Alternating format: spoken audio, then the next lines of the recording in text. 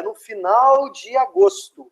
Final não, Tá. meados de agosto, na verdade, torno acho que do dia 18, por aí. Mas lá no AVA tem a data certinha. Eu de cabeça eu não lembro qual é a data, não. Mas acho que é 18 de agosto. Uhum, É no final da parte teórica mesmo, no final da exposição teórica aqui. aí vai ser no seu estilo de apresentação de aula aí, mais ou menos, né? Isso aí. O Um esquema vai ser apresenta a esse. tela, né? Um só apresenta a tela. Um só apresenta a tela e o grupo vai falando, né? Vai falando. Tá, Entendeu? beleza. Aí Entendi. é só a ferramenta aqui, o Google Meets, tem a possibilidade. Cada um, não só eu que posso apresentar, mas qualquer um pode apresentar aí, né? Então é só apresentar a tela do computador e meter bronca. Né? Aí pode usar as ferramentas que for, né? Dentro dos 20 minutos. Quer passar um vídeo mais curtinho, não colocar o vídeo todo em 20 Animação, né? minutos, né? Mas tem uma animação, né? Usa a ferramenta para ficar mais dinâmico, né? Para não ficar. Tá bom. Né? Máximo de figura, né? Menos texto, que vocês puderem colocar. Beleza. Bom, vamos lá, vou colocar apresentar aqui. Já coloquei Professor, rapidinho.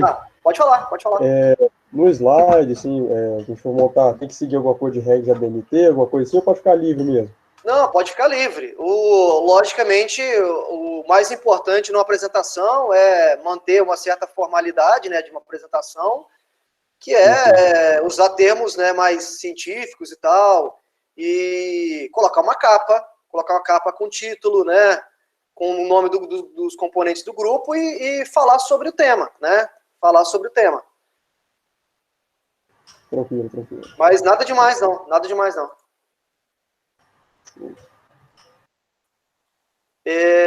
Bom, vamos lá. Daqui uns dias, então, a gente tem uma avaliação, né, que a gente está avançando aqui no conteúdo. Vai faltar pouca coisa aqui para a gente fazer uma segunda já avaliação. Eu já, como vocês viram lá, eu lancei as notas da primeira avaliação, né? Fiz a correção. E, enfim, os exercícios também estão todos lá já lançados, né?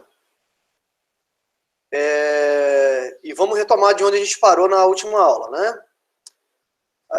Na última aula, a gente tinha falado estava falando, né, sobre uma propriedade que as soluções, né, a propriedade das soluções, né? Seria exatamente esse o foco da nossa... A gente parou, né?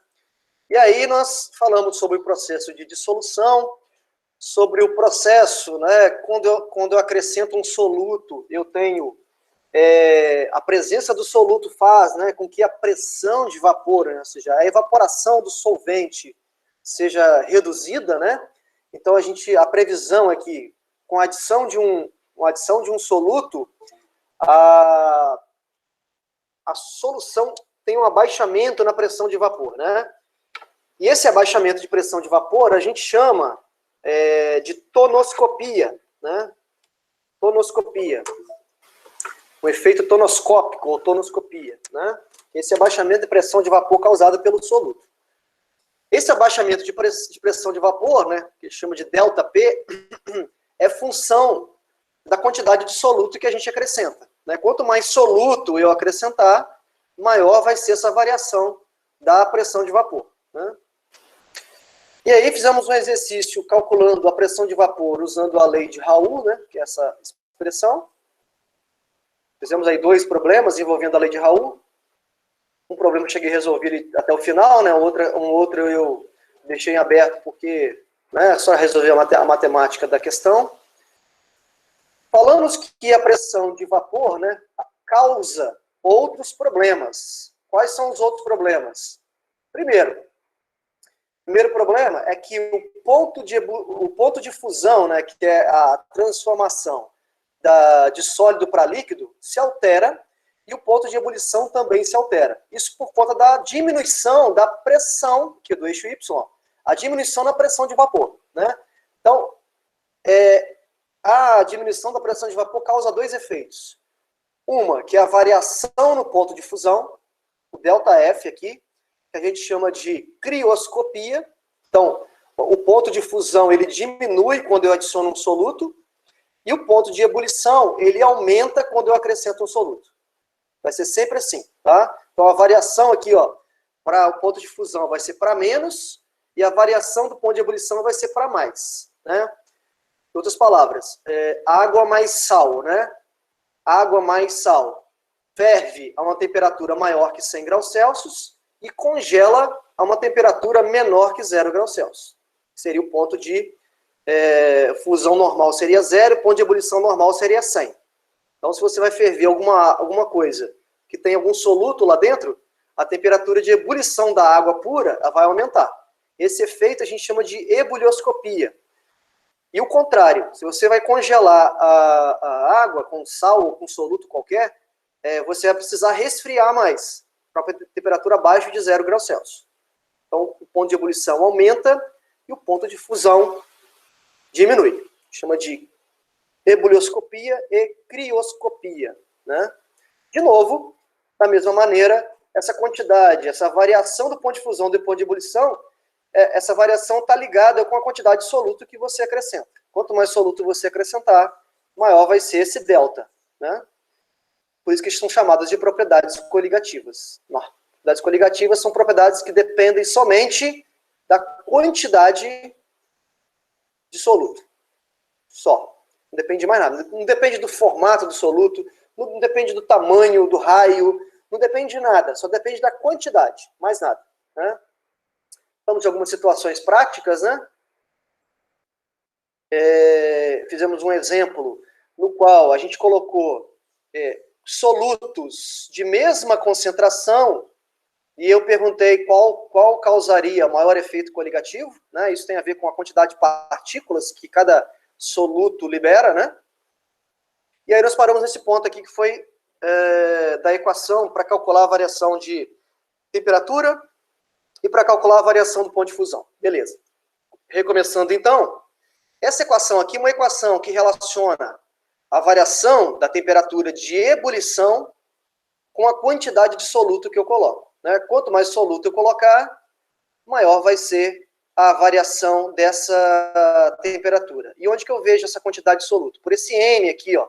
Esse M é conhecido como molalidade. Molalidade. O que é a molalidade? Molalidade é, por definição, o número de mols de soluto para cada quilo de solvente. Para cada quilo de solvente. Isso é chamado de molalidade. Molalidade. Então, tá aqui, ó. Quanto maior o número de mols de soluto, maior vai ser a variação de temperatura. Esse casão aqui, ó, é uma chamada constante. É uma constante ebulioscópica. Isso aqui é dado, é conhecido. Cada solvente tem sua constante. E esse aqui é chamado fator de Van 't Hoff. Esse fator de Van 't Hoff, na verdade, é um fator de correção. Vocês vão entender por quê. Por que a gente usa esse fator de Van 't Hoff. Por exemplo, quando eu falo assim, ó, qual é a concentração do NaCl 0,1 mol por litro? Na verdade, a concentração de soluto total não é 0,1 mol por litro. É 0,1 vezes 2. Por que vezes 2? Porque o NaCl libera Na+, e Cl-. Então, o fator de Van 't Hoff para o NaCl, vale 2. O fator de Van 't Hoff para o HCl também vale 2. Por quê? O HCl libera um H+, e um Cl-. Esse é como se fosse um fator de correção, né? Você coloca o valor da concentração que é dado aqui, ó, e multiplica pela quantidade de íons que ele libera. A sacarose, por exemplo, a glicose, que é um açúcar, o fator de Van 't Hoff é igual a 1. Por que é igual a 1? Porque são moléculas orgânicas que não dissociam, não liberam íons. Então, a concentração que é dada é exatamente a concentração da solução. Não tem mais íons nenhum, né? Bom, epa, tá bugado o negócio aqui. Aparecendo um negócio aqui embaixo que não deveria. Ó. E eu não consigo apagar. Esse PowerPoint meu está um pouco bugado. Ué. Tudo. Bom, então, a gente calcula, né, a variação da temperatura de ebulição através dessa equação, desde que você conheça a constante de ebulioscópica, desde que você saiba qual é a molalidade e não a molaridade. Existe a molaridade também, tá? Mas isso aqui é chamado de molalidade, e desde que você conheça o fator de Van 't Hoff. Eu vou dar um exemplo de como calcular essa variação de temperatura. Para a variação de temperatura de fusão, a ideia é a mesma. Só que o que muda é a constante, chamada constante crioscópica. Aqui molalidade, aqui fator de Van 't Hoff. Então as duas equações têm a mesma cara, o que vai mudar é a constante. Essas constantes, como eu disse, são constantes conhecidas. Olha aqui. Para a água, a constante ebulioscópica tem esse valor, a constante crioscópica tem esse valor. Então são valores de constante conhecidos, tá bom? Para cada solvente nesse caso. Aqui está mostrando 3 solventes diferentes: água, benzeno e ácido acético. O mais comum, obviamente, é a água, né? Que é o solvente que a gente mais usa. Então, vamos resolver esse problema aí aplicando essa questão da equação, né? Pergunta assim, ó: qual seria o ponto de ebulição de uma solução contendo 6,5 gramas de etilenoglicol em 200 gramas de água? Que é usado, o etilenoglicol, né, em países frios, é usado como um composto anticongelante, né? Ele é adicionado, esse etilenoglicol, ele é adicionado na água do radiador para evitar com que a água congele, né, do radiador ali, a tubulação, né, a tubulação de água se rompa, inclusive, né, quando a dilatação, né, você imagina você guardar um carro na garagem e à noite, né, num país frio como esse, de manhã está tudo congelado, inclusive com tubulações estouradas, né, então eles adicionam, são obrigados a adicionar lá, na água do radiador, substâncias anticongelantes para evitar que isso aconteça. Nesse caso, ele adiciona aqui o etilenoglicol. Aqui ele quer saber, na verdade, qual é o ponto de ebulição, né? O que vai acontecer com o ponto de ebulição quando eu adiciono essa quantidade aqui em 200 gramas de água. Então, vamos lá. Exemplo número 1. Exemplo número 1. Então, o que eu tenho de informações, né? Eu tenho que eu estou colocando 6,5 gramas de etilenoglicol, que a fórmula é C6H6O2. Estou colocando 6,5 gramas dessa substância em 200 gramas de água. 200 gramas de água, né? E ele quer saber qual vai ser o ponto de ebulição quando eu fizer esse acréscimo de 6,5 gramas. Então, delta T de ebulição vai ser igual a constante ebulioscópica vezes a molalidade vezes o fator de Van 't Hoff, né? Então, delta T ebulição vai ser igual a constante ebulioscópica, que vale 0,52. Vezes a molalidade, que é o número de mols do soluto, dividido por quilo de solvente. Vezes o fator de Van 't Hoff, como é uma substância orgânica, aqui ela não libera íons, né? Se eu colocar em água, ela não dissocia. Ela continua sendo C6H6O2. Então o fator é 1. Beleza. Falta a gente resolver essa partezinha aqui, né? Que é o número de mols de soluto dividido por quilo de solvente. Número de mols de soluto, como é que eu calculo? Né? Eu tenho a massa e aqui eu tenho a fórmula do composto, do etilenoglicol. Aqui eu descubro a massa molar, né? O carbono é 12, né? 6 vezes 12, mais 6 vezes 1 hidrogênios, mais 2 vezes 16 oxigênios. Isso vai dar um total, 6 vezes 12, 72, 72 mais 6, mais 32. Isso vai dar 110 gramas por mol, que é a massa molar dele, né? Dessa substância. Então, o número de mols do soluto aqui, ó, nessa expressão, vai ser a massa dividido pela massa molar. Então, substituindo, ficaria assim, ó, delta T ebulição é igual a 0,52 vezes o número de mols de soluto, que é a massa, 6,5, dividido por 110, dividido de novo por quilo de solvente, ó. Quilo de solvente. Quem é o solvente? Água. Quantos quilos de solvente tem aqui? 200 gramas, que corresponde a 0,2 quilogramas. Vezes o fator de Van 't Hoff, que é 1. Com isso eu calculo aqui, ó, a variação na temperatura de ebulição. Ficaria 6,5 dividido por 110, vezes 0,52, dividido por 0,2.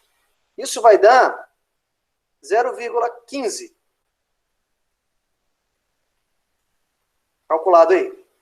Ou seja, a temperatura de ebulição, ela vai variar 0,15 graus, 0,15 graus da temperatura de ebulição normal. Qual é a temperatura de ebulição normal da água? A temperatura de ebulição normal da água é 100 graus Celsius, não é isso? Como a temperatura de ebulição vai variar 0,15, e a gente sabe que a temperatura de ebulição, ela varia, né? Nossa. Ela varia para mais, então, o que eu tenho que fazer? Colocar 100 mais 0,15.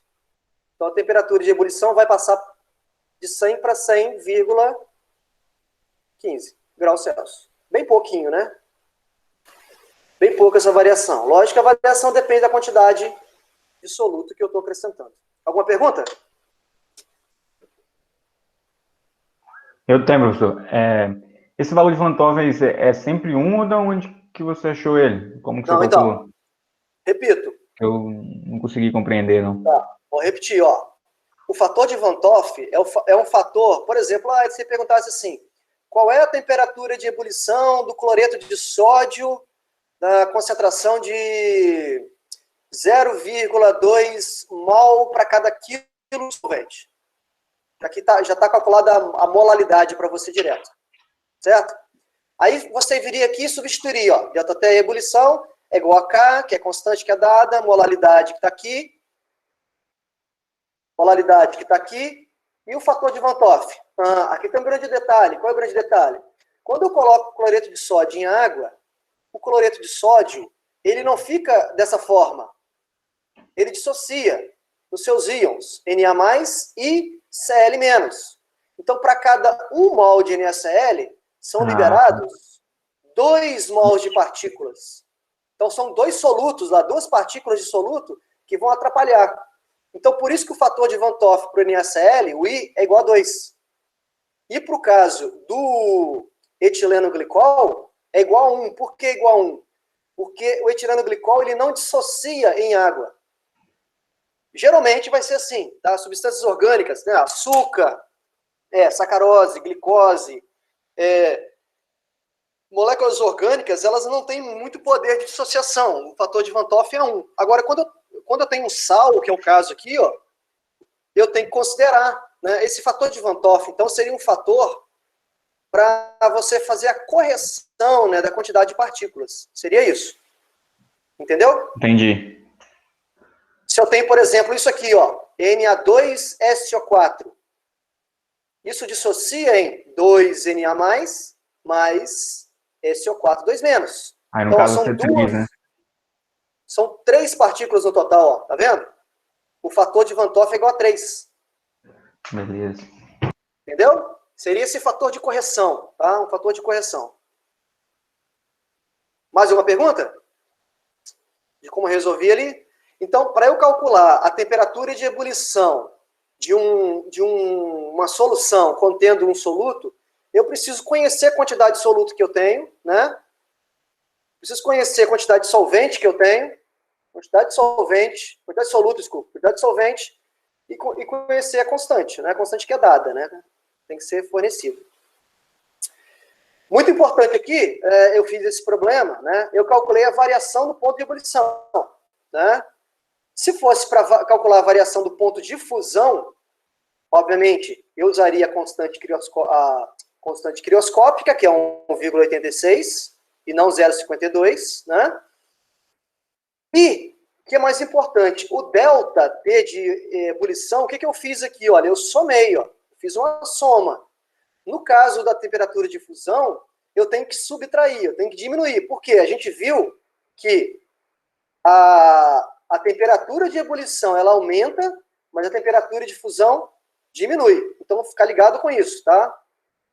Ficar ligado com isso. Esse delta aqui, ó, o que eu fiz? No caso da ebulição, eu somei a temperatura de ebulição normal, que é 100 graus Celsius da água.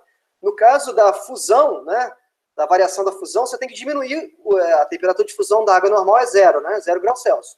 Então, se você acha um delta, você vai achar um delta aqui em módulo. Você não vai achar um delta com sinal. Então, você tem que lembrar que, no caso da fusão, você tem que subtrair e não somar. Beleza? Só essa dica aí para não esquecer. E o delta é sempre em módulo. Perguntas?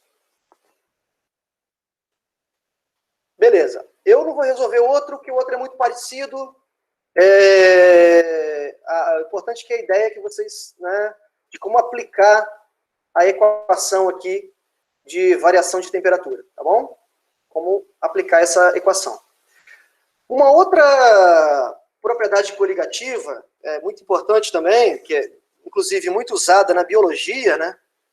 É uma propriedade chamada osmometria, ou osmose. O que é a osmose, né? A osmose é um fenômeno no qual acontece um fenômeno no qual, onde eu tenho duas semicélulas, né, ou dois compartimentos, e esses dois compartimentos, eles estão separados aqui por uma membrana. Uma membrana. E essa membrana, ela é uma membrana semipermeável. O que é uma membrana semipermeável? Semi, né? Que só permite a passagem de um dos componentes, né?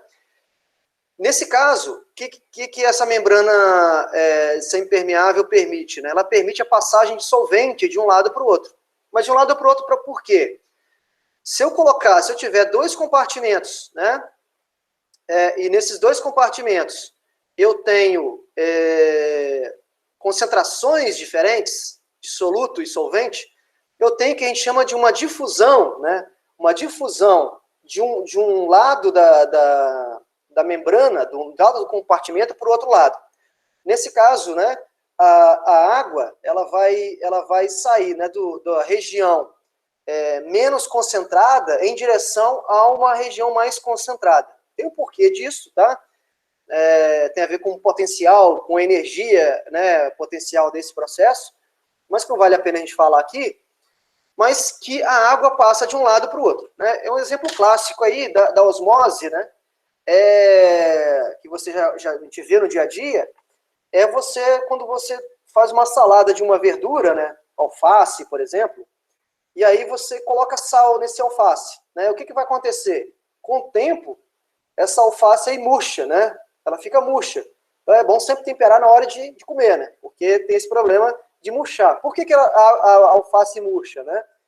Porque na alface funciona basicamente como se fosse esse princípio, né? Eu tenho, do lado de fora da alface, uma região muito rica em soluto, que é o cloreto de sódio, que é o sal de cozinha, e do lado de dentro eu tenho uma região muito rica em água, que é a célula da alface, né? E o que vai acontecer? Bom, a água que está contida na célula da alface, a água ela vai atravessar a membrana celular, que funciona como uma membrana semipermeável, ela vai ultrapassar a membrana de modo a ir em direção de fora da folha de alface. Com isso, a folha de alface vai murchando com o tempo. Né? Isso vale para qualquer fruta ou qualquer procedimento que envolva esse princípio. Né? Por exemplo, a carne seca, né? A carne seca, a fabricação de carne seca, né, de charque, né, ela usa esse princípio. O que eles fazem? Né? Eles salgam a carne. Para que salgar a carne?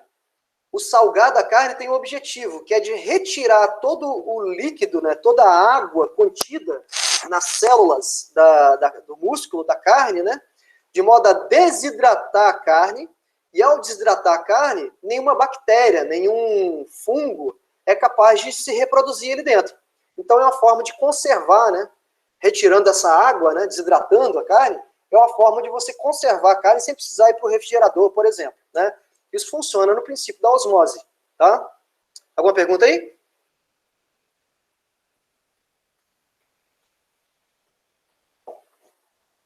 Bom, então, o princípio da osmose, né, que é esse princípio muito utilizado, né, no caso da biologia, também é usado em outros princípios, né? Por exemplo, né? O que vai acontecer, né? Quando a água fluir desse lado para esse, né? Quando as moléculas de água fluir de um lado para o outro para tentar levar a água para o lado que está mais concentrado, né? Está mais concentrado. O que isso vai causar, né? Esse fluxo de água de um lado para o outro, daqui para lá, isso causa uma pressão. Nesse caso aqui não é pressão de vapor, é chamada pressão osmótica. Né? Pressão osmótica. O que é pressão osmótica? É a pressão causada pelo fluxo de água que vai de um sentido a outro. Né? Se você observar aqui, ó, a água estava no nível antes e agora está no nível bem mais baixo. Né? Por que está no nível mais baixo? Porque isso foi causado pelo fluxo de água que se movimentou, né, das moléculas de água que se movimentou de um lado para o outro. Esse fluxo, né, de um lado para o outro cria uma pressão que a gente conhece, que a gente chama de pressão osmótica. E essa pressão osmótica, ela é maior ou menor de acordo com a quantidade de soluto que tem. Se eu tenho um lado muito concentrado, eu tenho uma pressão osmótica maior. Se eu estou em um lado menos concentrado, eu tenho uma pressão osmótica maior. Por isso que a osmose ela é tratada dentro de propriedades coligativas. Por mais que não tenha muita relação, vamos dizer assim, com o que a gente discutiu antes. Né? O que a gente discutiu antes tem muita relação com esse gráfico aqui, ó, com esse gráfico. A osmose não tem relação nenhuma com esse gráfico, tá? Mas ela é uma propriedade coligativa, por quê? Porque ela é uma propriedade que depende da quantidade de soluto que eu tenho aqui envolvido nesse sistema. Quanto mais soluto, maior a pressão osmótica. Né? E tem como calcular essa pressão osmótica, né? Que é esse fluxo de um lado para o outro. Né? Essa pressão osmótica é calculada por essa equação aqui, ó. Que está faltando um termo aqui, que é o fator de Van 't Hoff também, que é o I, né? Para ficar mais completo. Então, π é a pressão osmótica. M aqui, ó, é a molaridade, dada em mols por litro. Mols por litro. Aqui não é molaridade mais, é molaridade. Mol por litro. R é a constante dos gases, 0,082. E T é a temperatura em Kelvin. Essa equação aqui, ela é originada, na verdade, da equação dos gases ideais, né? PV igual a nRT. Vocês conhecem a aula, né? PV igual a nRT. Se eu passo o volume para cá, ó, P é igual a N sobre V vezes RT. Né? E N sobre V é exatamente o quê? A molaridade. E nada mais que eles chamam aqui esse P aqui de π, não sei porquê, π igual a molaridade vezes R vezes T, e para ser mais exato, vezes I, que é o fator de Van 't Hoff. Então essa pressão osmótica pode ser calculada, né? Desde que eu conheça a concentração molar aqui da solução. Ok? Alguma pergunta?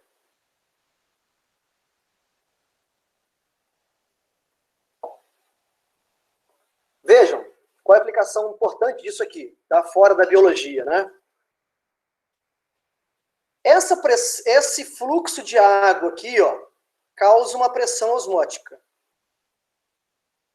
Se eu aplicar uma pressão aqui desse lado, ó, uma pressão inversa, contrária, uma pressão contrária do outro lado, nesse caso, quem vai aplicar essa pressão sou eu, né? É um agente externo. Se eu aplicar uma pressão externa aqui, eu inverto o processo. Ou seja, se eu aplicar uma pressão aqui, no mínimo, maior ou igual à pressão osmótica que empurra o líquido para cá, se for igual, na verdade, vai entrar em equilíbrio, né? Mas se for uma pressão maior, o que vai acontecer? Eu inverto o processo. As moléculas de água que estão desse lado, elas passam para o outro lado. Elas passam para o outro lado. Eu faço o inverso. Alguém sabe me dizer para que isso é útil? Já ouviu falar isso em algum lugar? Salinização da água? Acho que Israel tem um negócio assim, né? Para fazer o quê? É dessalinização da água? Isso, exatamente. Para dessalinizar a água, exato, perfeito. Na verdade, não é para tirar sal da água, é para tirar a água do sal, né? Seria o contrário. Por quê? Quando eu faço...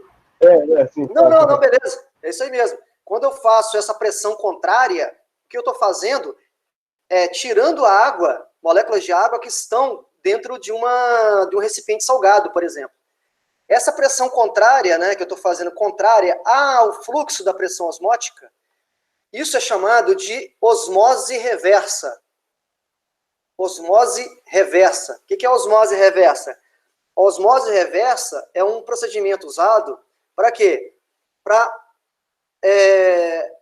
tirar o sal, né, tirar a água do sal, como eu disse, né? Ou seja, você aplica uma pressão e essa pressão tem que ser maior do que a pressão osmótica que faz a pressão no sentido contrário, né? Que faz pressão no sentido contrário. E quando eu aplico essa pressão, o que eu faço? Eu retiro a água aqui, ó, para um outro recipiente, né? Isso, obviamente, eu preciso de algumas coisas para isso acontecer. Eu preciso de uma membrana semipermeável, né? No caso da célula, a própria parede celular ali, né, funciona como membrana semipermeável. No caso de um local, né, numa indústria onde eu quero fazer isso, eu preciso colocar ali membranas semipermeáveis. Geralmente são membranas poliméricas. O pessoal dos polímeros aí, ó. São membranas de polímeros. São plásticos, né, que tem uma porosidade muito controladinha, uma porosidade muito controlada, que permite só a passagem de água e não permite a passagem do soluto, né? E outro problema dessa osmose, eu preciso fazer o quê? Eu preciso ter uma força externa, eu preciso ter energia para pressionar, né? Para fazer pressão aqui. Esses sistemas não são sistemas muito baratos, né? Mas são bem alternativos, né? Em regiões onde você tem ausência de rios, né? Como o caso do Brasil, que a gente tem aqui muita água doce, né? Em regiões próximas ao mar, né, desérticas, por exemplo. É o caso de Israel, né? Israel, esse país, eles como se diz, detém a tecnologia, né, uma tecnologia para fazer esse processo de dessalinização da água, né, que é um processo bem interessante. Mas é um processo muito caro, né? Que primeiro envolve a questão da pressão. Segundo, envolve essa membrana semipermeável, que é uma membrana muito sensível, que tem que ser trocada volta e meia, né? Porque ela se rompe, ela se quebra. Então, ela tem uma vida útil. Então, tem todos esses problemas envolvidos, né? Beleza? Mais alguma curiosidade, pergunta? A pressão osmótica se dá pela presença de soluto no outro lado da membrana? Sim, se dá pela presença de soluto do outro lado da membrana. Quanto mais soluto tiver, maior vai ser essa pressão osmótica. Maior vai ser o fluxo desse lado para esse. Depende da quantidade de soluto que eu tenho. Quanto mais soluto eu tiver, maior vai ser esse fluxo, maior vai ser a pressão osmótica. Que a gente calcula por essa equação exatamente, né? I igual a mRT. Eu vou dar um exemplo aqui, ó. Vamos supor que você queira calcular, ó, injeções endovenosas de glicose são aplicadas em pessoas que estão alcoolizadas. A solução de glicose que é injetada nas veias desses pacientes deve ser isotônica em relação ao sangue, para não lesar os glóbulos vermelhos.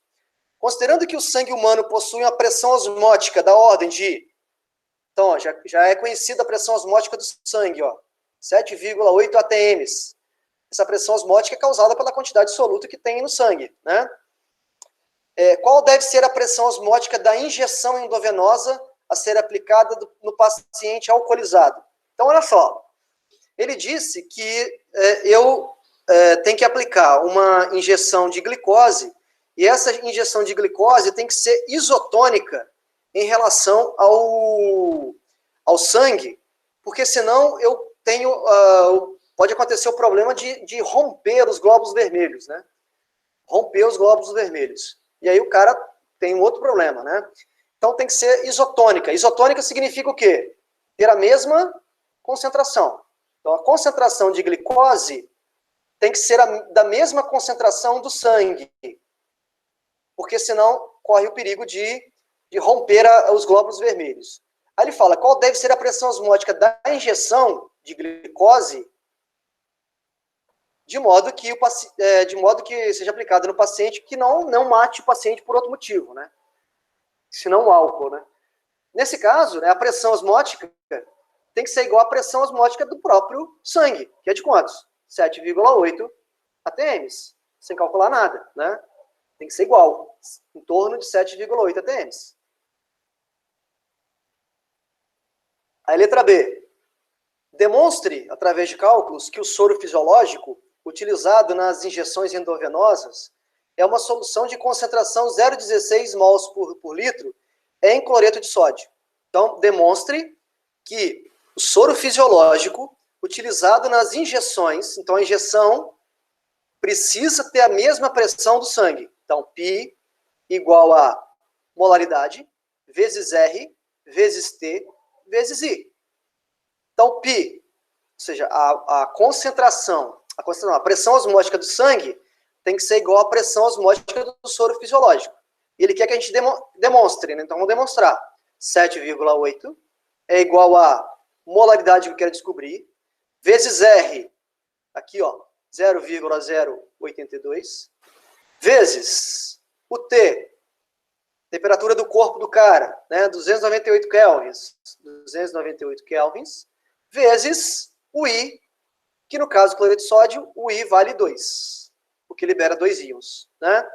Então, a molaridade vai ser igual a 7,8 dividido pela multiplicação daqueles números ali, né? 0,082 vezes 298 vezes 2. Isso vai dar 48,87.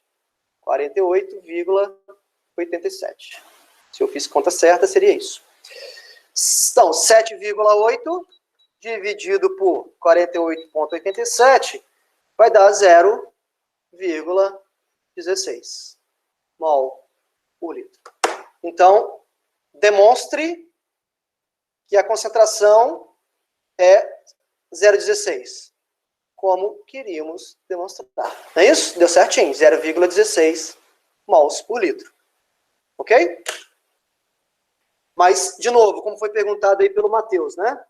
Matheus, a pressão osmótica, ela é função, aqui, ó, da molaridade, né, da concentração. Quanto maior a concentração do soluto, né, maior vai ser a pressão osmótica.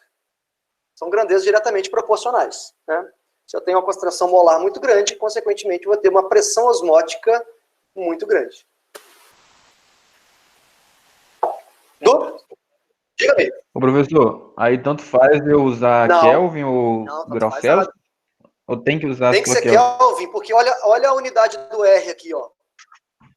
A unidade do R... Ah, beleza. Aí teria que mudar nos dois, né? Teria que mudar nos dois. Então é melhor mudar aqui, né? Ó, a unidade do R, ó, é ATM, litros, mol. É porque eu não fiz análise adimensional aqui, né? Mas se eu substituísse todas as unidades, né? Eu encontraria as unidades, ia cortar todo mundo, né? Mas como o R aqui está em Kelvin, a temperatura tem que ser em Kelvin. Temperatura termodinâmica tem que ser Kelvin, nunca Celsius. Esquece Celsius. Tá? Temperatura para termodinâmica, para física, né, é Kelvin. Tá? Beleza. Alguma dúvida aqui, pessoal? Em relação às propriedades coligativas? Tonoscopia, ebulioscopia e crioscopia e osmose? Porque a minha intenção agora é fazer uma rápida revisão, mas rápida mesmo, tá? Bem rápida. Uma rápida revisão sobre funções inorgânicas. Bem rápida mesmo, que eu considero isso como um assunto bem... deveria ser abordado no ensino médio, né? Mas é importante a gente falar aqui bem rapidinho para vocês lembrarem das principais, né? Funções inorgânicas, e aqui eu vou escrever muito, tá, pessoal? Eu vou fazer muita escrita, porque eu preciso de montar reações e tudo mais. Função inorgânica, isso tem um nome por quê? Porque dentro da química, a gente tem grupos de moléculas, de substâncias, que têm umas características bem comuns. E esses grupos, e essas substâncias têm características bem comuns, a gente coloca nesses grupos, né? Quais são esses grupos? Os principais são os ácidos, as bases os sais e os óxidos. Né? Os óxidos.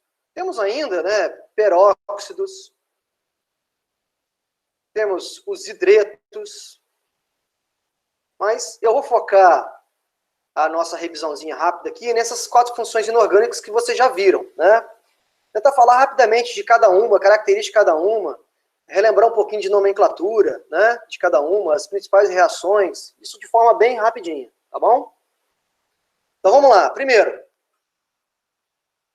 ácidos. Qual é a definição de ácidos? Alguém pode me ajudar aí? Ácidos são o quê? Composto que em solução aquosa se ioniza produzindo íon positivo? Quase isso, quase completinho aí. Né? A definição que você usou é uma definição chamada de arrênios. É que libera H+ em solução aquosa, não é? Isso aí, exato. Ácido, segundo Arrhenius, é uma substância, tem que ser uma substância qualquer não, tem que ser uma substância específica, na verdade, que em meio aquoso libera um íon chamado H+. O mais correto é H3 ou mais, tá? H+ é uma espécie que não existe. Na verdade, o correto é H3 ou mais. Só que, para simplificar, a gente escreve H+. Aqui é simplificado, aqui é uma forma mais correta, né? Então, por exemplo, por que o ácido HCl, por que o HCl é um ácido, né? Porque ele, em água, o ácido sofre uma reação que a gente chama de ionização. O que é a ionização? A água aqui, ela participa da reação. A água não é simplesmente um solvente, né? Como a água tem um par de elétrons sobrando, na verdade, 2 pares de elétrons, esse par de elétrons pode ser usado para formar uma nova ligação química. Então, esse par de elétrons ataca aqui, ó, o hidrogênio, H+ aqui do Cl, e forma essa espécie aqui, ó, H3O+, mais Cl-. Então, por que o HCl é um ácido? O HCl é um ácido porque quando eu coloquei ele em água, ele liberou o H3O+, que simplificadamente a gente escreve assim, ó, HCl em água liberando H+, mais Cl-, né? Isso aqui é a forma simplificada, né? Forma simplificada. Pode falar. Por que o H2SO4 é um ácido? Por que ele é chamado de ácido? Porque quando eu coloco esse cara em água, já fazendo a forma simplificada, essa substância aqui, o que é H2SO4, pode falar. Não, eu ia falar 2H+, ó. Isso, libera 2H+, mais o radical, que é o radical SO4, 2-, né? A quantidade de carga positiva tem que ser a quantidade de carga negativa. Então, a gente diz que essas substâncias que eu citei aqui são ácidos porque eles liberam o íon, né, H3 ou mais, ou H+, em água. Então, precisa ter água, né? Essa definição é uma das definições de ácidos, que é uma definição muito pobre, né? Por que é uma definição pobre? Porque a definição é limitada ao meio aquoso, né? E quando eu não tenho meio aquoso, né, e aí? E aí a definição de Arrhenius não serve mais. Eu tenho que usar outras definições de ácidos que a gente não vai abordar aqui, mas eu tenho definição de Bronsted, eu tenho definição de Lewis, e eu tenho mais uma carquelhada de definições aí. Show. Os ácidos, eles são classificados em hidrácidos e oxiácidos. Esse é o primeiro critério de classificação. Hidrácidos e oxiácidos. Quem que são os hidrácidos? São aqueles ácidos que não têm oxigênio na fórmula, sem oxigênio. E os oxiácidos são os ácidos com oxigênio na fórmula, né? Exemplo, eu dei ele atrás, o HCl ali é um hidrácido e o H2SO4 é chamado de oxiácido, né? Tem um monte de exemplos que eu poderia colocar aqui de hidrácidos e oxiácidos, né? Estou sendo mais ligeiro aqui na nossa revisão, tá? Então, a primeira classificação é quanto à presença ou não da quantidade de oxigênio na fórmula, né? Segundo critério de classificação é quanto à quantidade de hidrogênios. Um ácido pode ser monoácido, ou monoprótico, que é a mesma coisa, diácido, e assim por diante. O que é isso? Isso tem a ver com a quantidade de hidrogênios liberados. Por exemplo, aqui, ó, o HCl, ele é um monoácido. Ele é um monoácido, que libera um H+ só. O H2SO4, ele é um diácido, porque libera 2H+. Tudo bem?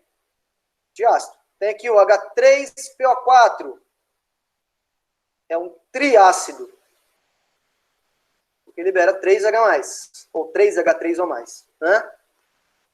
Tem exceção? Tem exceção. Exceção em que sentido? Nem sempre. Aqui o que eu fiz, né? Eu vejo aqui o hidrogênio na fórmula e digo a quantidade de hidrogênios ionizáveis, que a gente chama, né? Que é o número de hidrogênios ionizáveis. Isso nem sempre vai ser possível. Tem esse ácido aqui, ó, que é o H3PO2. Se você olhar para ele, você falar, não, esse cara é um triácido. Mas, na verdade, ele é um diácido. Por que ele é um diácido? Né? Onde está a explicação disso? Porque ácidos, hidrogênios ionizáveis, são hidrogênios nos quais esses hidrogênios estão ligados diretamente ao oxigênio. Nesse caso aqui específico, se observar a estrutura, né, covalente do PO2, aí, H3PO2, eu vou ver isso aqui, ó.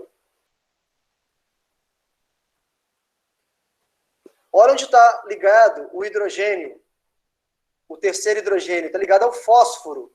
Esse hidrogênio aqui, se chama ele de não ionizável. Só são ionizáveis esses dois que estão ligados aos oxigênios, tá?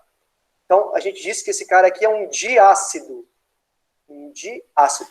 Tem um porquê, né? Porque o oxigênio aqui é um átomo muito eletronegativo, né? Lembra lá do FON que a gente falou? Esse átomo muito eletronegativo traz os elétrons todos para ele aqui, ó. Traz os elétrons todos para ele. De modo que esse hidrogênio aqui, ó, esse hidrogênio está fracamente ligado ao oxigênio. Ele sai com muita facilidade, né? Por quê? Porque a ligação aqui está muito fraquinha, né? Em relação, está quase rompendo em relação ao hidrogênio. Por isso que esse hidrogênio aqui é um hidrogênio ionizável e esse aqui não é ionizável. Tem essa explicação aí, tá bom? Tô falando bem Professor, mas rapidinho. a fonte de hidrogênio não é muito forte? A ponte de hidrogênio é muito forte? Não. Sim, é muito forte, mas é porque eu tô querendo só que você lembre. Aqui são coisas diferentes, não tem nada a ver com ponte de hidrogênio aqui. Eu só estou querendo que você lembre aqui que o oxigênio está ligado a um elemento muito eletronegativo, que são esses três aqui, um desses três. Flúor, oxigênio ou nitrogênio. Isso não tem relação nenhuma. Isso aqui não é ponte de hidrogênio. Isso aqui é uma ligação química. Né? Estou dizendo que essa ligação química é uma ligação muito polarizada. Né? Por que a água faz ponte de hidrogênio? Por que a água faz ponte de hidrogênio?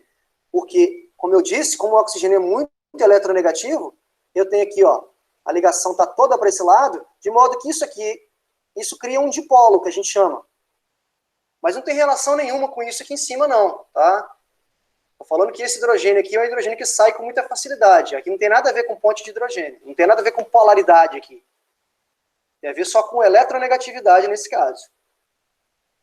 Então, só para mostrar que isso aqui, ó, olhar para a fórmula, não necessariamente te dá a garantia de que você pode dizer, olha, esse H3PO2 é um triácido. Não, ele não é triácido.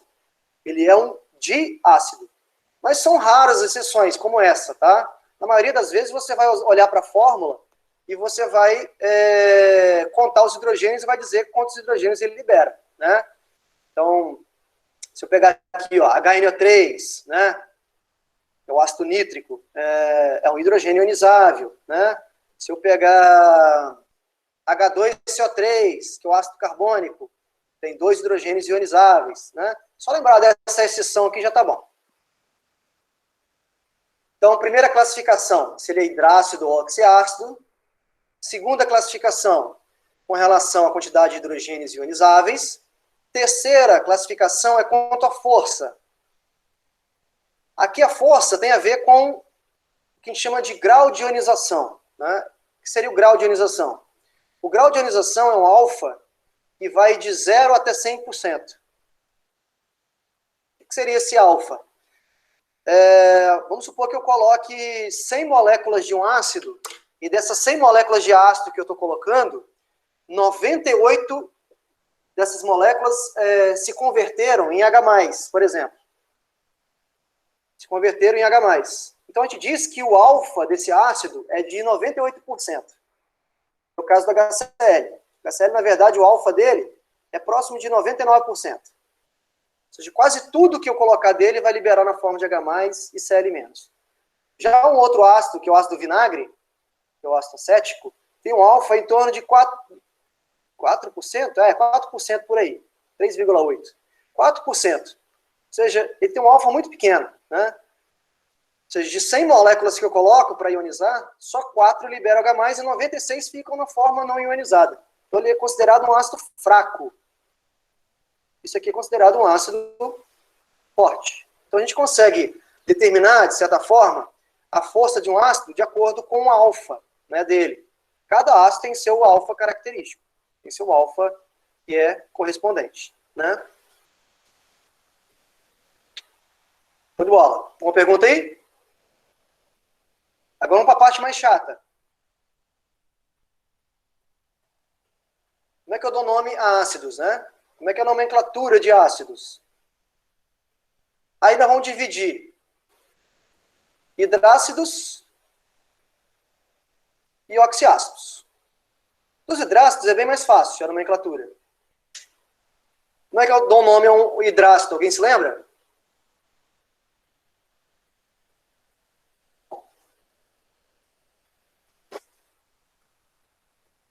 Alguém lembra? Hidrácido, lembrando, ó, são ácidos que não têm oxigênio na forma. Hidreto, professor? Pode falar. Hã? Tenho certeza, mas é hidreto de sei lá o quê? É hidreto de sei lá o quê? Hídrico. Não. Hídrico, isso, perfeito. A forma hidreto. Ácido, Não? mais nome do elemento e terminação Hidrácido. hídrico. Tá. Hidrácidos. A terminação é hídrico. Então, por exemplo, ó, HCl, o nome desse cara, não tem oxigênio nenhum na fórmula. É um hidrácido. Ácido clorídrico, né? Clorídrico. HBr, ácido bromídrico. Vou pegar um outro aqui. H2S. Aqui é um hidrácido. Ó. Ácido enxofídrico não serve, né? Lembra que o enxofre vem do latim, né? Sulfo. Ácido sulfídrico, que é um ácido proveniente da decomposição de proteínas, principalmente repolho, ovo podre. Ácido sulfídrico, final hídrico, ó, tá vendo? Para todo mundo. Ácido sulfídrico, bromídrico. Tem esse aqui também, ó, que não é um elemento aqui, ó. Esse grupo C com carbono com nitrogênio é um grupo chamado ciano. Então o nome desse ácido se chama ácido cianídrico. Cianídrico. Ok? Lembram disso? Estão lembrando, né? Espero que sim. Dos hidrácidos, então, é fácil. É muito moleza aqui você colocar nome de ácidos. É só você colocar ácido e terminação hídrico, né? Molezinha. E no caso dos oxiácidos? Aqui o bicho começa a feder. Oxiácidos. Por que começa a feder aqui? Porque é o seguinte. No caso dos hidrácidos, a gente só tem a possibilidade de ter um tipo de ácido. Mas eu posso ter mais de um ácido para oxiácidos. Quer ver um exemplo? HClO4, HClO3, HClO2 e HClO. São 4 oxiácidos do mesmo elemento, que é o cloro. Eu não posso dar o mesmo nome, são ácidos diferentes, né? Icoso, então, né? Aí entra a nomenclatura ico-ioso, exatamente o que você falou aí. Ico-ioso. Eu não posso usar a mesma nomenclatura, né? Tem hiper e hipo Isso. também, né? Eu vou falar sobre isso aí, ó. Tem o hiper ou per, que é a mesma coisa. Hiper ou per, ico. Per, elemento, ico. Tem o elemento sem o per e ico. Tem elemento ioso. E tem o hipo, elemento ioso. Então, tem a possibilidade de 4 nomes, que eu estou colocando aqui. 4 nomes. Primeiro detalhe. Esse per, ico, essa nomenclatura aqui, ó, é uma exclusividade de elementos da família 7 ou 17. Tá? É exclusivo para elementos da família 7A ou 17. Então, esses elementos que não estão contidos nessa família não têm essa nomenclatura. Então, por exemplo, um ácido de carbono, um ácido de nitrogênio, um ácido de fósforo, nunca vai ser per alguma coisa. E aí eu tenho ico-oso e hipo-oso. Bom, mas como é que a gente pode usar essa regrinha aqui para dar nomes a ácidos? É muito fácil, né? Isso aqui tem a ver com o NOx, ou com a carga do elemento do centro. Com a carga. Se eu tenho carga maior, eu começo usando essas nomenclaturas de per, que per é de muito, né, de super. E se tem carga mais baixa, à medida que vai descendo a carga, a gente vai descendo de modo, não é carga negativa não, tá? Carga mais baixa, para não confundir aí. Carga menor, carga maior. Isso daí é do átomo central? No central, átomo do centro, isso. Perfeito. Do átomo central. Esse elemento que eu estou falando aqui, ó, é o elemento do centro. Então, ocorre uma variação de carga nesses oxiácidos. Por que existe uma variação de carga? Porque eu mudo aqui a quantidade de oxigênios, né? A gente sabe que hidrogênio e oxigênio nos ácidos tem carga fixa. E qual é a carga de cada um? A carga do hidrogênio é mais 1 e a carga do oxigênio é menos 2. Carga fixa, para todo mundo aqui, ó. Mais 1, menos 2. Mais 1, menos 2. Por consequência, a gente consegue calcular a carga do cloro, que está aqui no meio, né? Então ficaria 4 vezes 2 dá menos 8. Menos 8 com mais 1 dá menos 7. Para dar 0, a molécula toda, aqui tem que valer mais 7. Então a primeira carga aqui, ó, vale mais 7 do cloro, que é o elemento do centro. Aqui já não vai dar mais 7, vai dar quantos?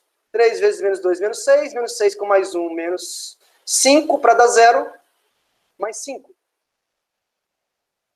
2 vezes menos 2, menos 4. Com mais 1, menos 3. Para dar 0, mais 3.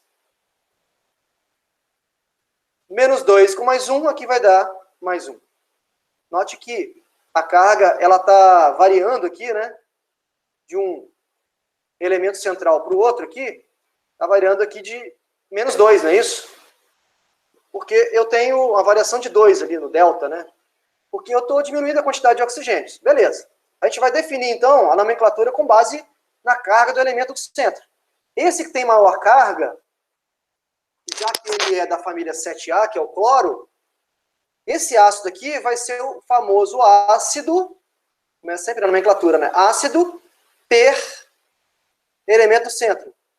Cloro, como é final é ico, né? Ácido perclórico. Clórico. E esse ácido aqui que tem a carga menor, vai ser o oposto. Vai ser o ácido hipocloroso.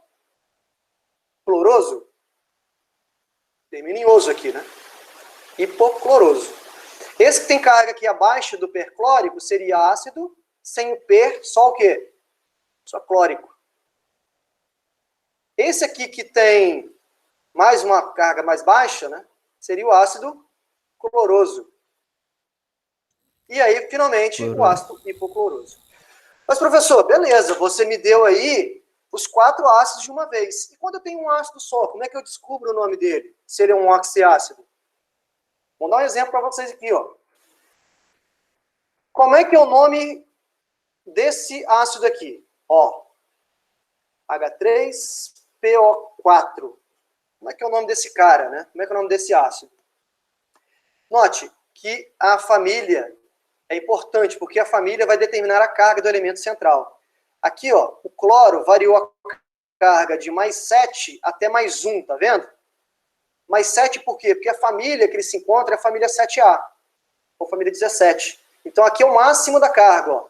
Então o perclórico foi no máximo da carga dele.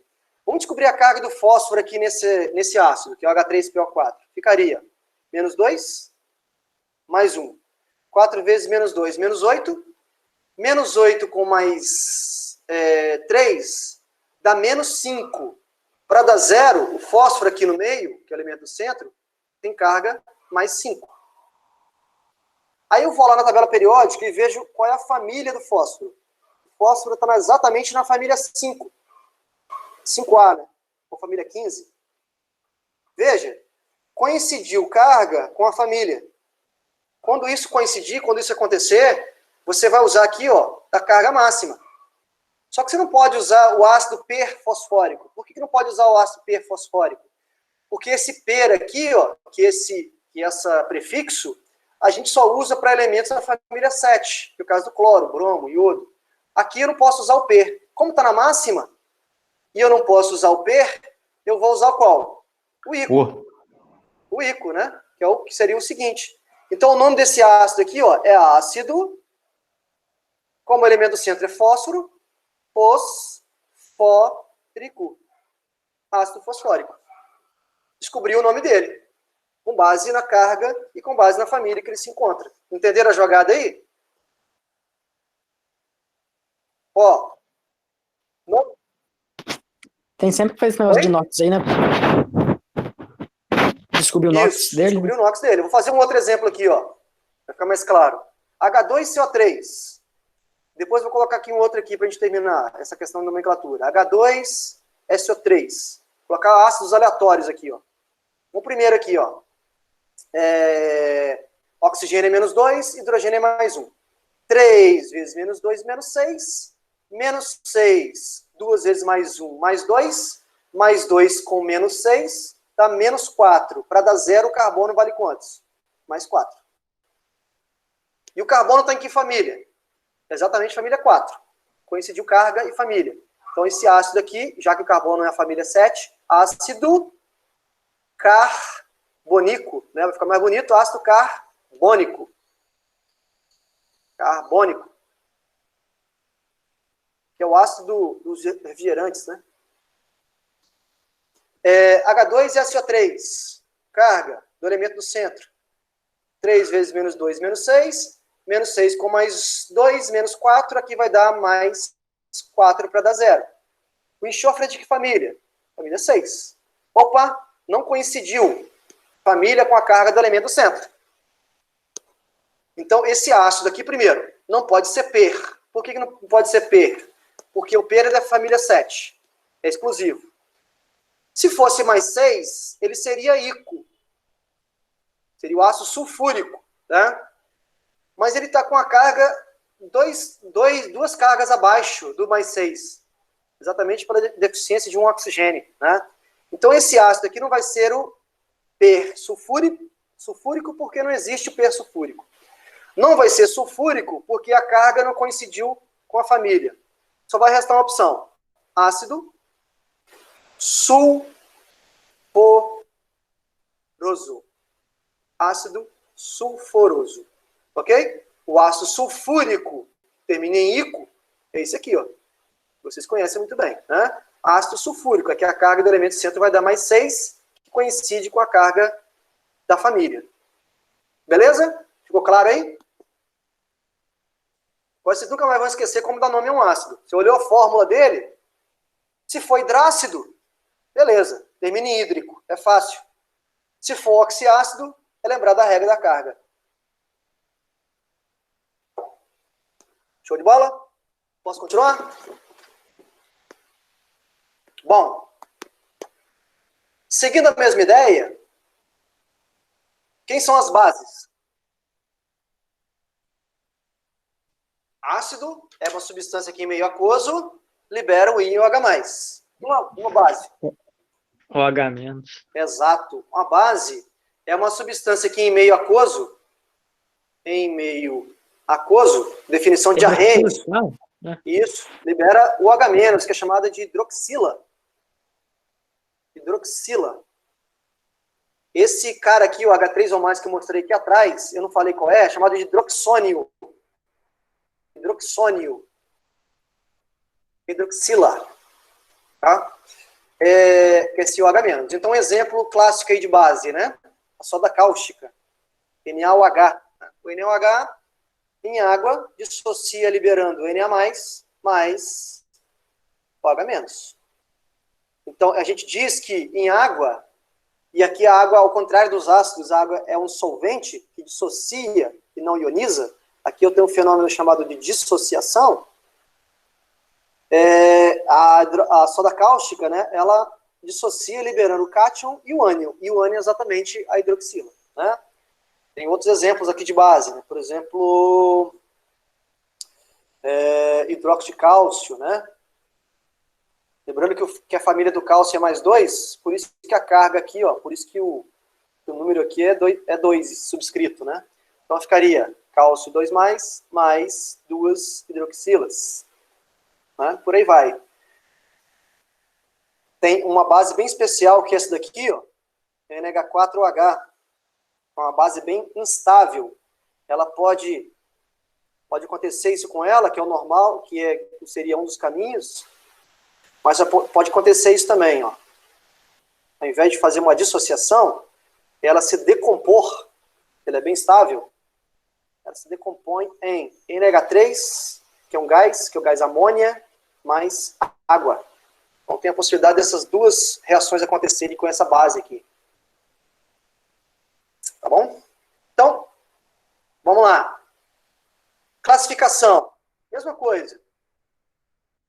Uma base pode ser monobase, ou pode ser dibase, e assim por diante. O que seria isso? Quantidade de hidroxilas liberadas. Né? Monobase, uma hidroxila só. Dibase, libera 2 hidroxilas. Monoácido, diácido, mesma coisa. Né? Importante com relação à força das bases. Né? Aqui uma regrinha importante. As bases fortes são as bases formadas por elementos da família 1A, família 2A, menos o hidróxido de magnésio. Que é uma magnésio da família 2, mas não é forte. As bases fracas são todas as outras, as demais. As demais. Então, por exemplo, ó, NaOH, sódio aqui, ó, é da família 1, uma base forte. KOH2, que eu escrevi lá atrás, é uma base forte, porque o cálcio é da família 2. Né? Já o FeOH3 já não é uma base forte. Por quê? O ferro é um metal de transição. Então, aqui é uma base fraca. E as duas de cima ali são bases fortes. Aqui é só uma regrinha para lembrar, tá? Show. E nomenclatura de bases? Como é que a gente dá nome à base? Muito fácil. Muito mais fácil do que dos ácidos. Como é que é a nomenclatura? Hidróxido de elemento. Ó. Isso, exatamente. É hidróxido mais o elemento, ou o grupo que está ligado ali. Né? Então, por exemplo, aqui, ó, NaOH, hidróxido de sódio. KOH2, hidróxido de cálcio. NH4OH, que eu falei ali atrás, chamado hidróxido de esse íon aqui, ó, não é um átomo, não é um elemento só, hidróxido de amônio, no masculino. Amônio. Amônia NH3, né? Pode acontecer isso daqui, ó. Principalmente com os elementos, os metais de transição.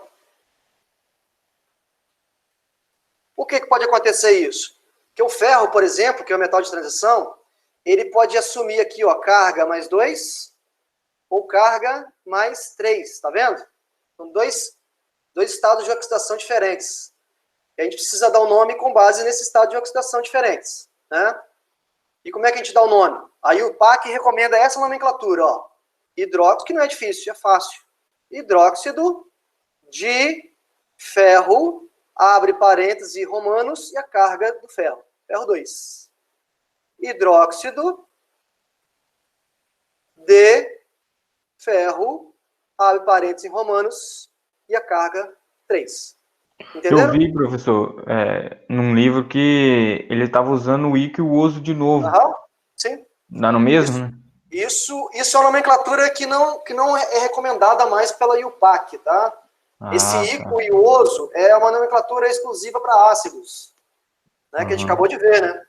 Mas os livros antigos, talvez seja esse o caso, você pegou um livro talvez mais antigo, não sei se é o caso, mas... Sim, é o caso. Ricardo Feltri, Fundamentos da Química, volume 1. Ele é antigo. A nomenclatura utilizada, não tem muito tempo assim, não, tá? É coisa de 15 anos atrás, tá? Que isso mudou. Antigamente usava ico e oso. Usava ico para quem tem carga maior e o oso para quem tem carga menor. Tá? Mas isso não é mais recomendado pela IUPAC. A gente usa essa nomenclatura que está aceita aqui, ó. Tá? É muito mais clara essa, né? Mais fácil. Muito mais fácil, muito mais óbvio, né? Porque te dá aqui a carga, entre parênteses. Tranquilo? Tranquilo. Vamos lá. Falando de ácidos e bases, a gente não pode deixar de falar de uma reação entre essas duas espécies, entre essas duas funções inorgânicas, que é chamada de reação de neutralização. O que é uma reação de neutralização? Bom, a gente sabe que o ácido fornece o tal do H+. A gente sabe que a base fornece o H-. E essas duas espécies aqui, ó, são espécies que são muito reativas entre si, né? H+ mais OH- dá o quê? Água. Essa reação aqui de formação de água, a gente chama de reação de ionização, de neutralização. Eu escrevi de forma simplificada aqui, né? Uma reação de neutralização completa seria, ó, pegar o ácido, um ácido HCl mais NaOH, né? O H+ aqui, ó, do HCl vai se combinar com o H- do NaOH para formar água, que eu escrevi em cima ali, né? Água. Mas o resultado aqui da reação, né, da união do sódio com o cloro, né? Sódio e cloro, cátion e ânion, ligação iônica aqui, né? A gente chama de quê? Na função inorgânica que a gente vai falar agora. Chama isso de... sal, né? Um sal, exatamente. Então, a reação de um ácido com a base, ó, clássico da química, né? Isso tem que estar na ponta da língua. Ácido mais base gera sal e água. Chamada reação de neutralização, né? Reação de neutralização. Aqui eu coloquei o exemplo de uma neutralização bem simples, né? Vou pegar aqui uma reação mais complicada, ó. H3PO4 mais CaOH2. Qual que seria o resultado dessa reação? Né? Primeiro, eu sei que o ácido fornece o H+, e a base fornece hidroxila. Então, eu sei que já forma água aqui desse lado. Vou colocar aqui, água. Mais o sal aqui formado. Qual vai ser o sal formado dessa união aqui, desse ácido com essa base? Aqui formou a NaCl. E aqui embaixo vai formar o quê? Alguém pode me dizer aí? É o PO4, né? CaPO4. É, Eu acho que Quase isso, quase isso. Por que quase? Você esqueceu das cargas aí, né? tem que balancear, né? Não, não só isso, né? A carga, né? Porque olha só, o ácido aqui, ó, é um triácido, ele libera 3H+. Quando ele liberar esses 3H+, esse ânion aqui, que é o PO4, ele vai ter uma carga aqui, ó, -3. E o cálcio aqui, ó, eu tô vendo que o cálcio, como é da família 2, tem carga +2, ó. E aí lá nos compostos iônicos a gente pode fazer aquela regrinha, não é isso? Usar aquela regrinha. Então, a fórmula não é só CaPO4, a fórmula é Ca3PO4 entre parênteses 2. Entenderam aí o que eu fiz? Ficou meio emboladinho aí, mas seria isso. Sim, entendi. Eu lembrei Tem agora. que considerar as cargas aí, tá? Lógico, agora tem que balancear a equação, né? Tá desbalanceado, tem que colocar a quantidade de hidrogênio igual a quantidade de oxigênio, a quantidade de hidrogênio antes igual a quantidade de hidrogênio depois, né? Isso aí eu não vou fazer esse balanceamento, não. Mas teria que balancear essa equação. Essa aqui, essas duas reações que eu mostrei para vocês, são reações de neutralização total. Existe uma reação chamada de neutralização parcial. Qual que seria a reação de neutralização parcial? Seguindo o exemplo que eu dei aqui, ó, H3PO4, eu poderia reagir com CaOH2 e, por exemplo, ao invés de reagir os 3 hidrogênios, reagir 2 e ficar um de fora. Como assim reagir, liberar 2 e ficar um de fora? Por exemplo, liberaria 2H+, e o PO4 ali continuaria com o hidrogênio agarrado aqui, ó. Esse ânion, como liberou 2 hidrogênios, não vai ser 3 menos como foi antes. Vai ser o quê? Liberou 2 hidrogênios, vai ser 2 menos. E o cálcio? Não, o cálcio vai vir, cálcio 2+, mais água. Por que isso é chamado de neutralização parcial? Ah, cruzando as cargas aqui, né? Cruzaria o 2, ficaria aqui, ó, embaixo, entre parênteses, e o 2 aqui. Simplificando, eu posso apagar isso, não preciso escrever, né? 2 para 2 é a mesma coisa que 1 para 1. Então, veja a diferença da total para parcial. A total aqui, ó, todos os hidrogênios foram usados para neutralização. Na parcial, somente 2 dos 3 foi usado. Tem uma outra opção. Qual seria a outra opção? Liberar só 1, ao invés de 3. Aí ficaria assim, ó. Liberando só 1, ficaria H2PO, como liberou só 1, menos 1. E o cálcio da base, mais água, óbvio, sempre. Então, esse sal aqui formado, ó, é um sal aí que tem 2 hidrogênios ainda na fórmula. Usando as cargas, 2. Esses 2 sais aqui, ó, são sais resultantes de neutralização parcial e não total. Esse aqui é total. Total. Isso aqui são as duas opções de parcial, tá? Bom, por falar nisso, vamos falar dos sais, então, né? Já que a gente está fazendo uma reação aqui de neutralização. Reação de neutralização ou reação de salificação. E aí, para conceituar um sal, né? Qual é o conceito de sal? O conceito de sal na inorgânica é uma substância que tem um cátion, e esse cátion não pode ser o H+, e é uma substância que tem um ânion, e o ânion não pode ser o OH-. Então, é um composto iônico. Olha o que eu falei com vocês aí, ó. É um composto iônico no qual o cátion não pode ser o H+, e o ânion não pode ser o OH-.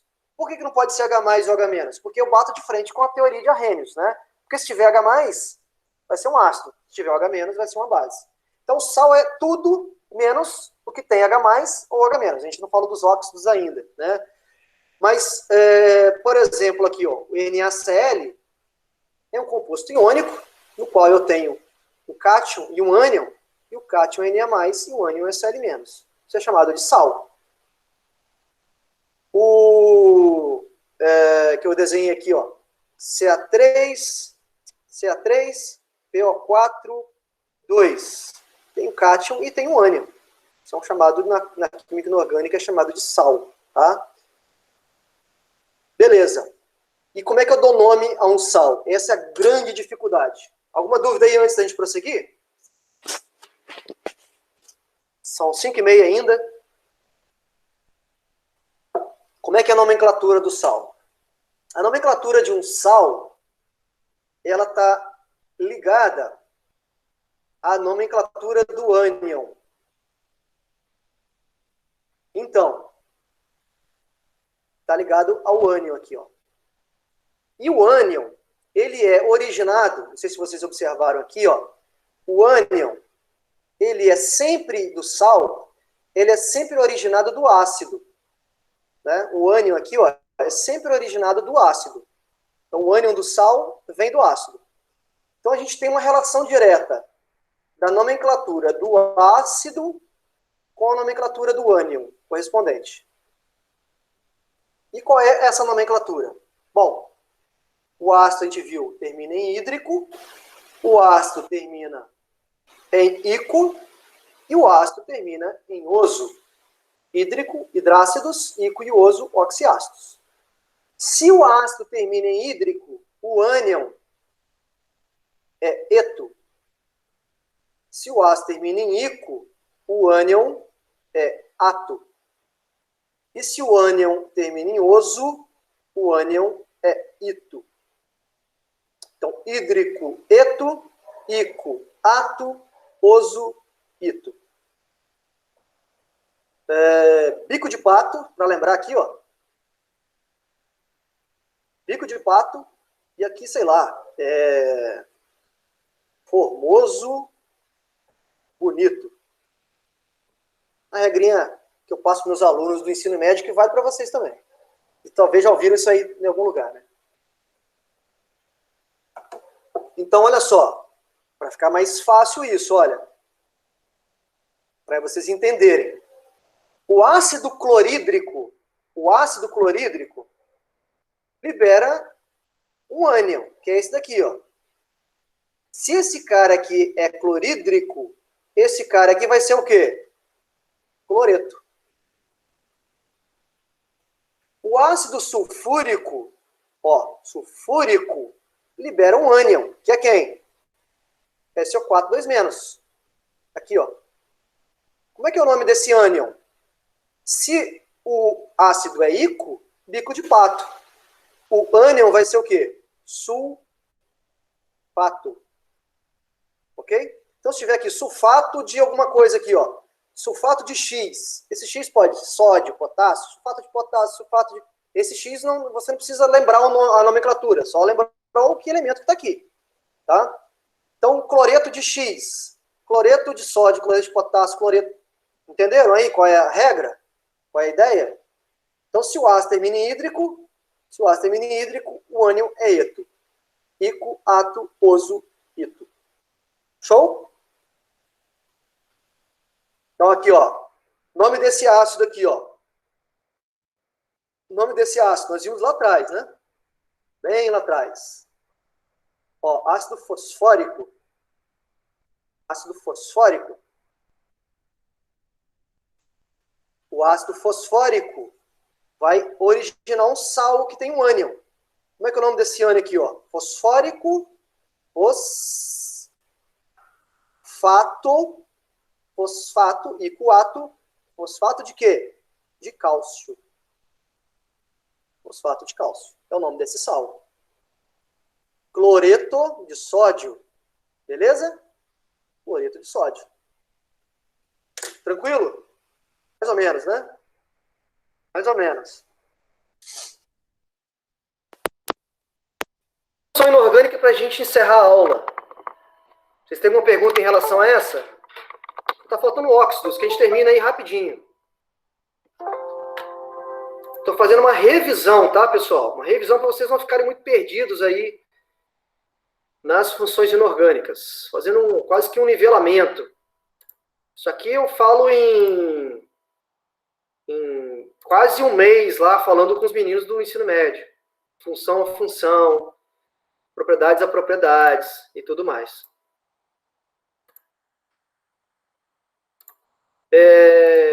Alguma pergunta em relação aos ácidos, sais e bases até agora? Para a gente terminar aqui e falar sobre os óxidos. Para falar sobre os óxidos.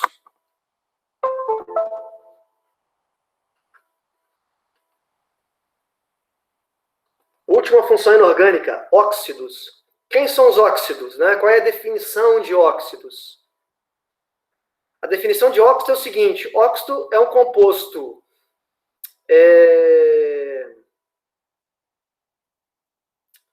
esqueci o termo agora, meu Deus, fugiu aqui a cabeça. A definição.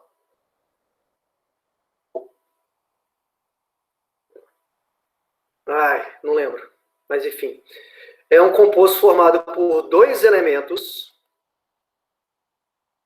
O nome do termo está aqui, ó, dois elementos. Sendo que um dos elementos, um deles, tem que ser necessariamente o oxigênio. E o segundo elemento tem que ser menos eletronegativo do que o oxigênio. Então, é um composto do tipo assim, ó, fórmula assim, ó, XO, né? XN, YZ aqui, né? Vai depender da carga do oxigênio, vai depender da carga do elemento X em questão aqui, né? Sendo que o oxigênio vai ser sempre menos 2. Exemplos de óxidos. Ixi, tem um monte, né? Um monte de exemplos de óxidos. CO2, CO, Fe2O3, Cal, um monte. Al2O3, né? E óbvio, a gente não pode esquecer desse aqui, ó, que é o representante maior dos óxidos aqui, que é a água, né? A água dentro de funções inorgânicas é classificada como óxido, né? Inclusive o nome que a gente chama água tem uma nomenclatura para água. Óxido de dihidrogênio. Óxido de dihidrogênio. Por falar nisso, então, vamos falar de nomenclatura, né? Vamos revisar a nomenclatura de óxidos, que é também fácil, né? A nomenclatura é número de oxigênios, óxido, mais número de elementos e o nome do elemento. Exemplo, CO2. Nome oficial do CO2. Dióxido de carbono. Nome oficial disso aqui, ó, Fe2O3. Fe2O3. Nome oficial é trióxido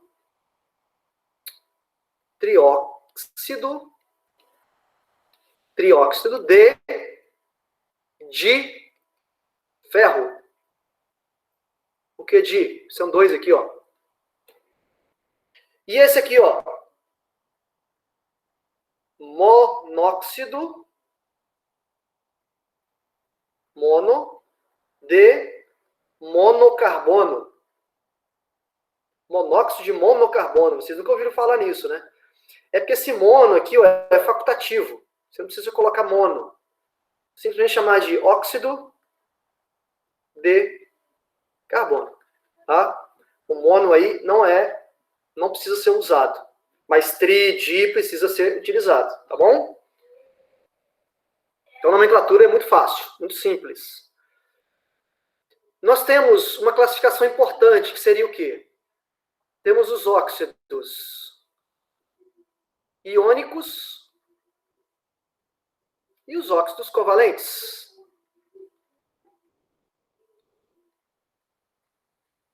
Quem são os óxidos iônicos e covalentes? Bom, o nome já está dizendo. São óxidos que formam ligação iônica e são óxidos que formam ligação covalente. Lembrando, óxidos iônicos são os óxidos metálicos, né? Por exemplo, isso aqui, ó, óxido de cálcio é um óxido iônico. com sódio, né? Que menos 2 mais 1, 2, né? O óxido de sódio, o óxido de potássio, o óxido de ferro. São óxidos iônicos, metal a metal, metal a metal, né? Os óxidos covalentes são aqueles que têm metal a metal mais oxigênio. Por exemplo, esse aqui é um óxido covalente. A água, né? É um óxido covalente. Mais o quê? O monóxido de carbono, o NO2, são todos óxidos covalentes, né? Todos óxidos covalentes, porque a ligação química é uma ligação covalente. Então, nós temos essa classificação aí de óxidos iônicos e óxidos covalentes. E por que essa classificação é importante, né? É importante para você entender que existem também os óxidos que são ácidos, os óxidos que são básicos, os óxidos que são ácidos não, né? Óxidos, caramba. Pensa uma coisa, fala outra. Escreve outra. Óxidos ácidos, ácidos básicos, óxidos neutros e os chamados óxidos anfóteros. Isso aqui para a gente terminar a aula agora. Anfóteros. Qual a classificação de cada um desses óxidos, né? Por que eles recebem essa classificação? Porque é o seguinte, existem certos óxidos que têm característica ácida, básica, neutra ou anfótera. O que seria um óxido ácido, né? Um óxido ácido é aquele óxido que... Um óxido ácido é aquele que reage com a água para formar ácido. Um exemplo clássico de oxiácido, né? São os óxidos covalentes, de ligação covalente. Nem todos, tá? A maioria são covalentes porque tem os neutros e os anfóteros aqui que vão ter covalentes. Mas um caso clássico, né, é o caso da chuva ácida, né? O que é a chuva ácida? A chuva ácida é causada pela presença de enxofre na gasolina dos automóveis. O enxofre na gasolina, né, que a gasolina é retirada do petróleo, obviamente, né? E o petróleo tem na sua composição natural, né? Tem muito enxofre, compostos de enxofre. E quando o enxofre é queimado no motor, isso é liberado para a atmosfera, na forma de óxido de enxofre, que é isso aqui, ó. O trióxido de enxofre, que é essa molécula, é um óxido ácido de característica covalente, né? Quando esse cara aqui reage com a água, o que vai formar? A reação do SO3 com água, se você juntar aqui as peças, né, vai dar H2SO4, que é o ácido fúrico, né? Isso aqui é o causador da chuva ácida, né? Então, isso aqui é um gás que vai para a atmosfera, né, pela queima da gasolina. Quando chove, né, mais água, isso produz ácido fúrico na água. É o que causa a famosa chuva ácida. Professor? Fala. Eu lembrei de um exemplo aqui. O OF2, no caso. Ele não é óxido porque o flúor é mais eletronegativo, né? Sim, isso. Eu esqueci de falar aqui atrás. Mas um cara que não é óxido é isso aqui, né? Que é OF2, né? Isso aqui não é óxido. Não é considerado óxido. É sal. É sal, né? Isso, é um sal. Ah, show. Aqui eu tenho cátion e ânion. Aí é um sal, tá? É um sal. Show de bola.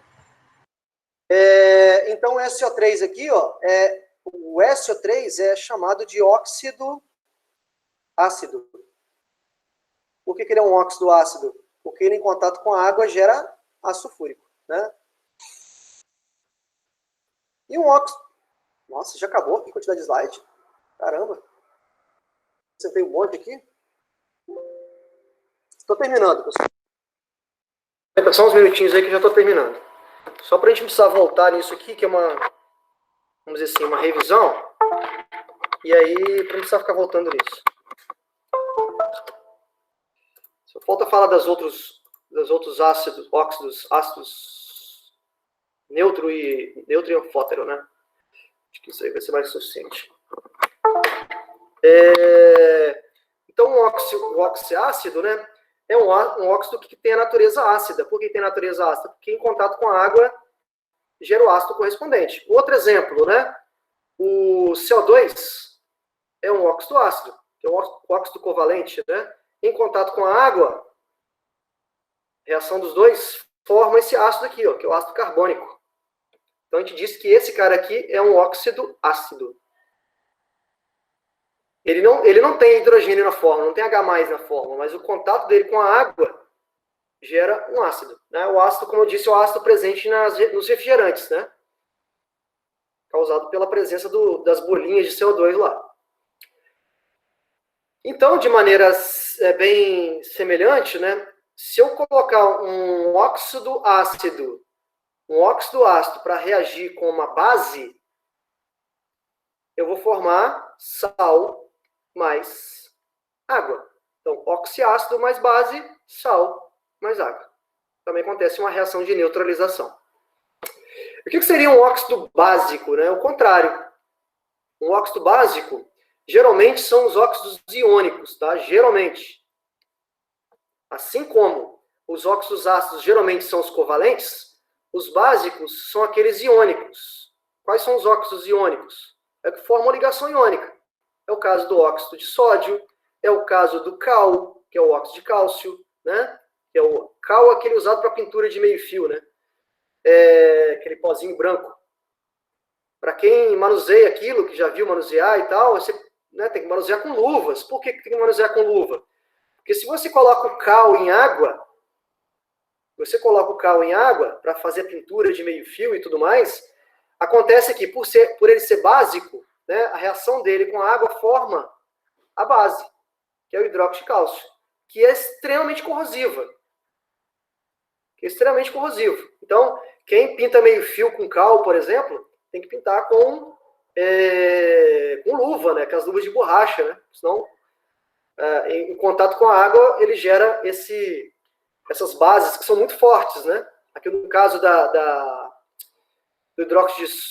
óxido de sódio, né, forma o hidróxido de sódio, que é o NaOH, né? Hidróxido de sódio. São óxidos, todos aqui óxidos iônicos, né? Todos iônicos.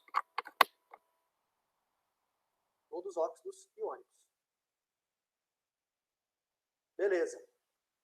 Para terminar, então, os óxidos neutros e os anfóteros. E aqui não tem reação nenhuma. Ah, tá. Esqueci de falar aqui, né? De maneira semelhante, se eu reajo um óxido ácido com uma base, eu formo sal e água. Se eu reagir um óxido básico, base com ácido, também acontece a mesma coisa. Forma sal mais água. Acontece a reação de neutralização também, né? Então, experimento, né? Lógico que eu estou falando muito rápido aqui, né? Uma revisão muito rápida, mas eu faço com os meninos várias práticas do ensino médio, com funções inorgânicas, e tem um experimento muito legal, que é soprar com canudinho. Você sopra com canudinho numa água de cal, que a gente chama. O que é uma água de cal, né? Uma água de cal nada mais é que você pegar o cal para reagir com água e formar o hidróxido de cálcio. Então, quando você coloca cal na água, chamado água de cal, mas na verdade o que você tem lá é hidróxido de cálcio. Então, você tem uma base. E aí você vai soprar. Quando você assopra, né, com canudinho, uma solução contendo isso, você está jogando CO2, que é o gás dos seus pulmões, você está jogando CO2 para dentro do copinho, né? E o CO2 aqui é o quê? É um óxido ácido. Então você está reagindo um óxido ácido, que vai formar um ácido, por consequência, com uma base. Aí vai formar sal e água. E lá você consegue identificar essa reação química. É só uma curiosidade mesmo. Quem são os óxidos neutros? São esses, ó. Por isso que eu falei que os óxidos ácidos, geralmente são os óxidos covalentes. Geralmente. Por quê? Eu tenho óxidos covalentes que são neutros. E são só esses 4 que eu estou listando aqui, ó. Só esses 4. Soco no N2O. Só lembrar dessa frase aí, desse nome, né? Soco no N2O. Soco no N2O. São os considerados óxidos neutros. São todos covalentes, né? Mas eles se encaixam em óxidos neutros. Por que eles são óxidos neutros? Porque eles não alteram, vamos dizer, a acidez do meio, não alteram o pH do meio. Então eles podem reagir com a água que não vai acontecer nada, né? São óxidos que não reagem com a água, por exemplo. São só esses quatro. O SO, o CO, o NO e o N2O. Soco no N2O. São os óxidos considerados neutros. Os óxidos anfóteros são óxidos, a gente tem esse nome por quê? Porque ele tem uma característica dupla. Eles podem ser ácidos ou eles podem ser básicos. Então, notem, a gente tem um óxido que é só ácido, a gente tem um óxido que é só básico, a gente tem os óxidos que são neutros, e a gente tem óxidos que podem assumir os dois comportamentos, né? E aí vou só citar, não vou escrever nada, nenhuma reação, os exemplos mais clássicos de óxidos anfóteros. O clássico de todos é a água, que é considerado um óxido anfótero. O óxido de zinco, também, que é considerado um óxido anfótero. E esse cara aqui, ó, que é o N2O3, que é considerado um óxido anfótero. É só lembrar dos principais, tá? Dos principais. Então, o óxido ácido é aquele que reage com água para formar um ácido. O óxido básico é aquele que reage com água para formar uma base. Óxidos neutros são aqueles que não reagem com água e não formam nada. E os anfóteros, que têm um comportamento duplo. Pode ser ácidos ou podem ser básicos. Ok? Eu tentei aí, pessoal, resumir muito tempo de aula, como eu disse, resumir aqui, principalmente nessa parte de funções inorgânicas, como se fosse uma revisãozinha aí bem rápida, né, das principais características das funções inorgânicas. Nomenclatura, propriedades, classificação, né, para vocês não ficarem muito perdidos aí em termos de quando coloca lá uma fórmula de um composto e tal, né, para vocês lembrarem de onde que saiu esses compostos. Tudo bem? Alguma questão aí? Uma dúvida? Senão eu encerro a aula e na próxima aula a gente vai falar sobre células unitárias ou estruturas de sólidos. Vai voltar um pouquinho com um pouco de matemática e tal, mas nada demais não. Que é um assunto legal para vocês, inclusive, o próximo bate-papo, que fala um pouquinho sobre estruturas cristalinas, né? E vocês vão ver isso em outras matérias dos próximos períodos, né? Então eu vou fazer uma introdução dentro da visão da química, né? Fazer uma introdução sobre estruturas cristalinas e como é que a gente faz para calcular alguns parâmetros importantes quando a gente tem a formação de um cristal, né? E aí quando eu falo cristal, entra os metais, né? Os metais são classificados aí como estruturas cristalinas.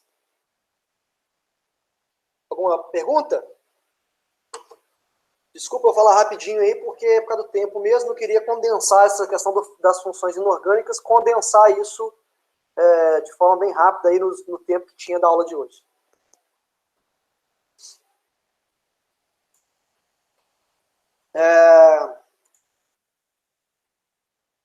Alguma coisa aí? Senão eu vou encerrar. Só lembrando, fico aguardando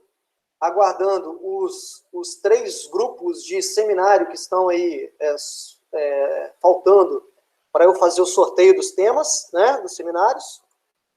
Fico aguardando aí no WhatsApp